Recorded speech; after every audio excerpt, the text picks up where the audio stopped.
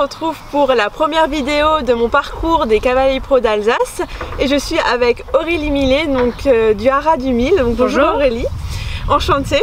Donc aujourd'hui merci de m'accueillir donc ici au Haras du Mil. Donc j'ai quelques petites questions à vous poser aussi pour les internautes qui nous regardent. Du coup c'est parti. Donc Aurélie, vous êtes une cavalière pro, donc vous montez dans des épreuves de 125 à 135 je crois. C'est ça, oui. C'est ça. Donc vous avez plusieurs chevaux à votre actif, non, oui, pas vraiment. Je suis propriétaire de plusieurs chevaux, oui, c'est ça. Tout à fait. Donc moi, depuis que je vous suis, donc vous avez commencé avec Cheyenne, enfin oui. Je pense déjà avant, mais oui, moi, déjà avant. Mon premier cheval c'était Millennium, qui m'a permis de commencer à sauter des grosses épreuves. C'était Millennium, qui est toujours là, à la retraite. À la retraite, voilà. Donc c'était quand j'ai commencé à vous suivre, donc c'était Millennium et Cheyenne. Voilà. Et Cheyenne, donc Millennium qui était un entier, je crois, ça. Qui est maintenant castré, voilà. Mais qui a eu des poulains, et j'ai son fils actuellement qui a 4 ans et en qui je fonde de gros espoirs. Donc aujourd'hui, ensuite après Cheyenne, vous aviez eu Sunshine. Sunshine, oui. J'ai eu Sunshine, oui. Oui. J'ai eu plusieurs autres chevaux, mais c'est vrai que j'avais beaucoup de jeunes chevaux pendant plusieurs années. Je m'étais spécialisée dans les jeunes chevaux, je faisais des cycles classiques. Pour les valoriser, les revendre. Et puis j'ai pris un tournant il y a 2 ans en vendant tous les chevaux qu'on avait fait naître de l'élevage pour pouvoir m'acheter 2 très bons chevaux pour faire du Grand Prix. Voilà. Donc c'était Sunshine et Uloa. Et donc maintenant vous êtes avec, donc vous avez revendu Uloa. J'ai vendu Sunshine et Uloa. D'accord. Voilà, cet hiver parce que Sunshine prenait un peu d'âge et donc il fallait penser un petit peu à le reconvertir. Donc là il a été vendu à l'étranger pour une jeune cavalière canadienne. D'accord. Voilà. Et Uloa, même chose. Elle m'a permis d'avoir mon titre de championne d'Alsace l'année dernière.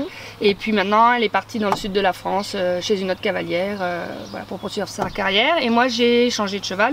Je me suis acheté un très bon cheval de 10 ans qui a déjà été performant jusqu'à 1m45. D'accord. Pour me permettre de continuer. Voilà. Donc sur votre lancée. Voilà.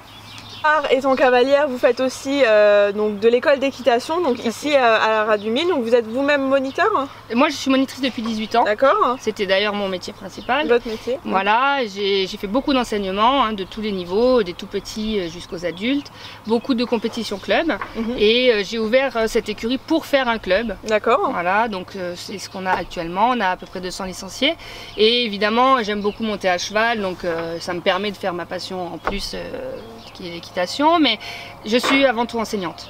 Le Haras du Mil a été construit, ouvert quand au public? En 2009, on a ouvert en 2009, c'est encore assez récent et on a tout bâti de zéro. D'accord, donc tous les bâtiments étaient construits? C'était un terrain, on a acheté un terrain nu, et on a tout construit. D'accord. Et avec vos élèves, je pense que vous sortez aussi en compétition, donc club et amateur. Oui. Est-ce que vous sortez en pro avec certains de vos clientes ou... Pas encore, parce que les cavaliers que j'ai, pour la plupart, sont des cavaliers que j'ai formés depuis qu'ils sont petits. D'accord. Donc ils ont commencé l'équitation ici pour la plupart. Et là, mes meilleurs élèves que j'ai actuellement sortent sur des épreuves 1m20. Donc amateur 1, sachant qu'ils ont commencé avec moi en prépa 60. D'accord, voilà. Donc une belle évolution. J'ai quand même des beaux résultats avec mes élèves. On a déjà plusieurs titres de champion d'Alsace. Ils sont vraiment très performants sur les compétitions. L'année dernière à la Motte, j'ai une équipe qui a fait 5e. Super. Voilà. Ils sont vraiment, entre autres, l'équipe 5e, parce que j'ai aussi eu en titre individuel une 7e place et une 5e place. On est vraiment assez performants sur la compétition club. Donc vous, au niveau du club, vous êtes beaucoup axé compétition. Oui, très, oui. Est-ce que le loisir fait aussi partie de votre On essaye de développer le loisir, mais c'est vrai que les clients viennent chez nous pour la compétition parce que on fait ils voient nos résultats en concours. Donc moi j'ai ma monitrice qui fait du concours aussi. Je tiens beaucoup à ce qu'elle fasse du concours parce que je trouve que c'est important que les moniteurs montrent ce qu'ils savent faire à leurs élèves pour les motiver. Et c'est vrai que du coup nos élèves, ils suivent nos résultats, ils viennent avec nous en concours, ça les motive, ils veulent tous faire du CSO. Donc on essaye de développer, on fait aussi du dressage, aussi du complet un petit peu, à petite échelle mais on en fait quand même. Et c'est vrai qu'on essaye de développer beaucoup le loisir, donc on fait beaucoup de randonnées, ça marche bien.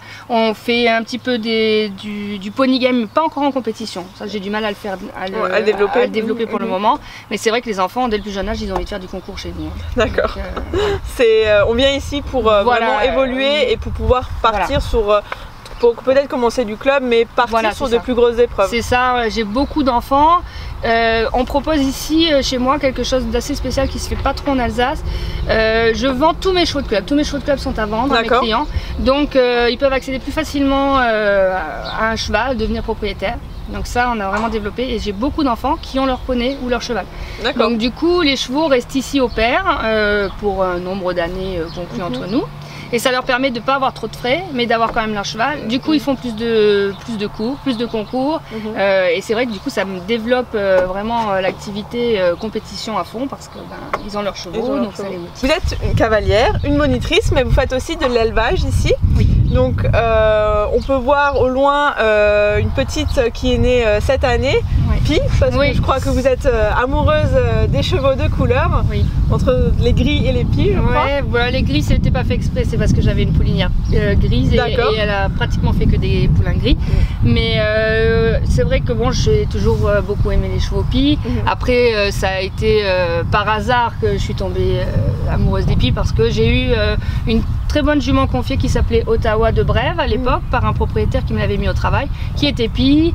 Et c'est vrai que je l'ai beaucoup aimé et ça a fait qu'après je suis tombée amoureuse de Cheyenne, que j'ai acheté Cheyenne et ainsi de suite. Voilà. Après, c'est sûr que je me focalise pas sur la couleur. Pour moi, ce qui est important, c'est la performance. Je cherche à élever des bonnes lignées. Les tâches, c'est un plus, mais voilà, c'est pas l'essentiel. C'est pas l'essentiel, voilà, parce que je veux vraiment des souches performantes. Je crois que vous avez une bonne poulinière, donc celle qui a eu le petit cette année, donc Cinderella. Cinderella, pardon, je vais écorcher les mots. Donc c'était aussi une jument de concours, je crois. Oui. Et pourquoi l'avoir mis en tant que poulinière? Cinderella, c'est une jument qui avait eu déjà un accident à l'élevage et qui était borgne. Donc je l'ai acheté borgne. Il s'est avéré que j'ai pu faire la saison des 4 ans gentiment parce que justement elle avait ce problème, donc je voulais pas aller trop vite. Et je savais de base qu'elle risquait de devenir aveugle. Parce qu'elle avait déjà eu des uvéites et que le risque était gros. Et du coup j'ai fait la saison des 4 ans et malheureusement en l'emmenant au Touquet l'année dernière, elle a fait une uvéite dans le camion et donc elle est effectivement devenue aveugle. Elle est devenue aveugle. Voilà. Donc on a dû arrêter et du coup j'ai de la chance que ça soit une super poulinière et que ça soit une jument qui est vraiment très équilibrée, qui fait confiance à l'homme et c'est une super poulinière. En Alsace, on a la chance d'avoir quand même beaucoup de compétitions amateurs pro, mais est-ce que vous sortez un peu d'Alsace pour aller dans d'autres pays? Je sais qu'il y avait Vittel qui s'est terminé ce week-end aussi. Il y avait, je crois, un gros concours pro en Italie.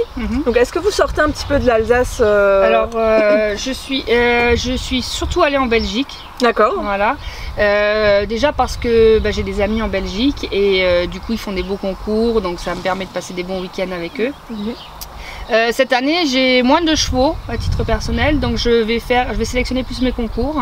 Et je pense faire sortir moins en région. Et aller plus faire des CSI. C'est ce que j'aimerais faire cette année pour voir un petit peu d'autres concours que j'ai pas pu déjà faire. Mais c'est bon, chaque année on partait quand même régulièrement à Fontainebleau, au Touquet. On essayait de faire des beaux concours en emmenant les clients. Donc cette année on va de nouveau aller au Touquet par exemple, à Fontainebleau aussi. Je vais faire le Master Pro, c'est mon objectif cette année. L'année dernière j'ai été qualifiée mais je m'en suis rendu compte une fois que c'était trop tard. Donc j'ai pas pu concourir, donc c'est un peu mon regret de l'année dernière. Mais cette année je vais essayer de concourir pour le Master Pro. Et comme dit, je vais essayer de faire plus de CSI. Donc là la semaine prochaine je pars déjà en Belgique à Otrabec. Et je vais me focaliser sur moins de concours mais des plus beaux concours je pense.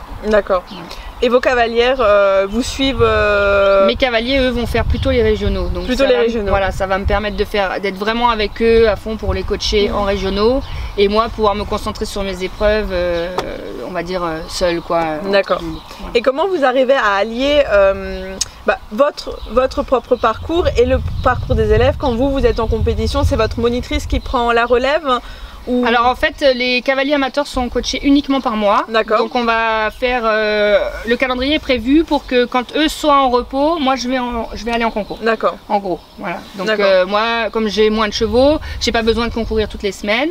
Donc je vais vraiment alterner les compétitions avec les élèves et pour moi. Voilà, d'accord. On va faire comme ça. Ma monitrice, elle gère plus les concours club. D'accord. Voilà, moi j'ai quelques élèves encore en concours club que j'ai débuté et que voilà, je vais emmener jusqu'en amateur.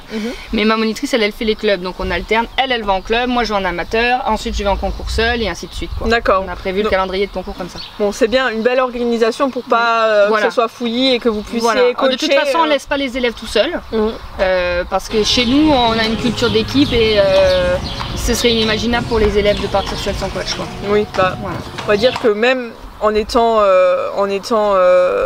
une bonne cavalière, on apprend toujours. Voilà. On n'a jamais, comme moi je dis, on n'a jamais fini d'apprendre. Tout à fait.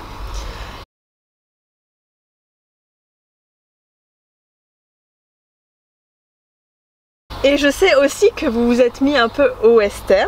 Oui. Donc oui, une nouvelle discipline que vous connaissiez avant de commencer ou pas? Enfin, j'en ai fait quand j'ai passé mon monitorat il y a 18 ans. J'ai fait une semaine de stage, ça m'avait énormément plu. Oui. Après bon, j'ai pas pu continuer là-dedans. Je me suis focalisée sur l'équitation classique, on va dire. Et il s'est avéré que cette année, j'ai repris contact avec une élève que j'ai mis à cheval. D'accord. Qui elle s'est spécialisée dans l'équitation western et qui a un très bon niveau maintenant. Et quand elle a vu que je faisais avec Cheyenne de l'équitation un peu éthologique, si on peut dire, que je la montais en cordelette, bon c'était plus pour m'amuser, on va dire, pour travailler à la relation avec ma jument que pour partir sur faire du western. Mais elle m'a proposé de venir faire des cours western et j'ai tout de suite dit oui, puisque c'est vraiment quelque chose qui m'a toujours attirée. D'accord. Donc c'est vrai que je suis allée faire plusieurs cours chez Philippe Ruggiero à Heurt. Voilà, et ça me plaît énormément. Et bon, j'ai pas le temps d'y aller très régulièrement. Cet hiver, j'ai pu y aller régulièrement parce que c'était un peu plus calme l'activité. Et après, je vais voir. C'est sûr que c'est quelque chose qui m'attire pour l'avenir parce que je pourrais pas faire du CSO toute ma vie, clairement. Et voilà, j'ai toujours aimé ça. Donc, je pense que je vais essayer de continuer dans cette voie et progressivement. Parce que bon, le problème, c'est que moi, c'est la compétition qui me plaît.